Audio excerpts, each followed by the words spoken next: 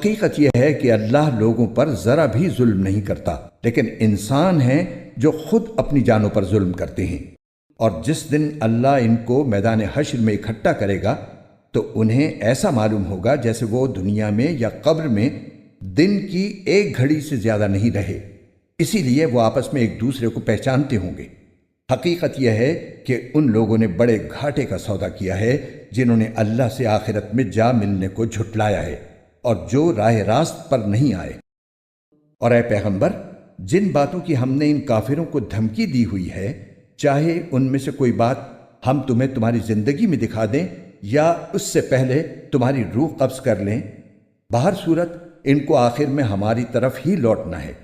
پھر یہ تو ظاہر ہی ہے کہ جو کچھ یہ کرتے ہیں اللہ اس کا پورا پورا مشاہدہ کر رہا ہے، لہٰذا وہاں ان کو سزا دے گا۔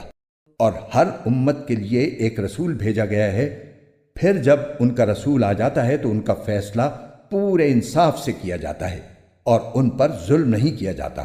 اور یہ کافر لوگ مسلمانوں سے مذاق اڑانے کے لیے کہتے ہیں کہ اگر تم سچے ہو تو اللہ کی طرف سے عذاب کا یہ وعدہ کب پورا ہوگا؟ اے پیغمبر، ان سے کہہ دو کہ میں تو خود اپنی ذات کو بھی نہ کوئی فائدہ پہنچانے کا اختیار رکھتا ہوں نہ نقصان پہنچانے کا، مگر جتنا اللہ چاہے۔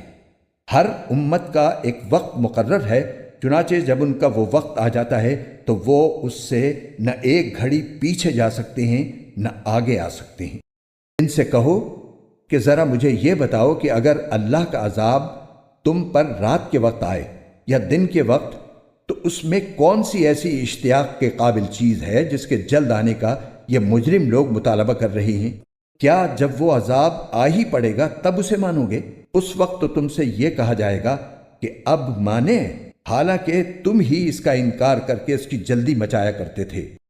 پھر ظالموں سے کہا جائے گا کہ اب ہمیشہ کے عذاب کا مزہ چکھو، تمہیں کسی اور چیز کا نہیں، صرف اس بدی کا بدلہ دیا جا رہا ہے جو تم کماتے رہے ہو۔